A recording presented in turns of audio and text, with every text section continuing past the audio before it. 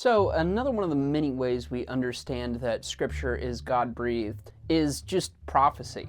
Now, there's multiple directions I can go with this topic because there are so many prophecies in the Bible, but the particular one I'm going to highlight today, because it's the one I've been reviewing recently, is the one sort of towards the end of Deuteronomy.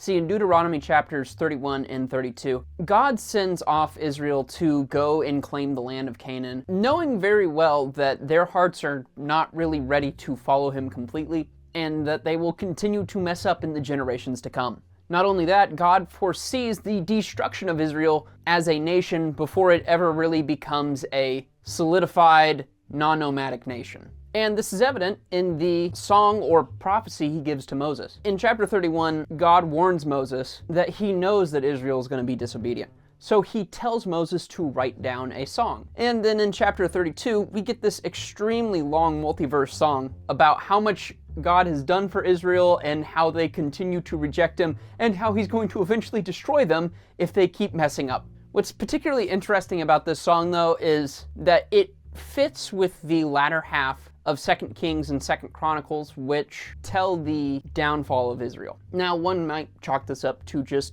purely either luck or generally obvious knowledge. I mean, of course, we understand that nations rise and fall all the time. And from a global historical perspective, if we understand that all other nations have the ability to fall, why would we not think that Israel would one time fall itself? And why wouldn't we think that that would be God's doing? Nevertheless, God seems to be able to predict not only the downfall, but the way that the Israelites will recover from this, as documented in Nehemiah, Ezra, and other books written post the fall of Jerusalem. Like I said before, there are dozens of prophecies to take a look at, so this is certainly not the only one, but I think it is a cool little detail how God already knows how the people of Israel are going to mess up, and yet he is still merciful and kind enough to give them the land of Canaan anyway. Perhaps this is because the Canaanites were just so bad that God couldn't wait anymore, but I think it's both that and the fact that God genuinely loves Israel. And he tries to make that clear all throughout the Bible. But let me know what you think, and I'll see you tomorrow.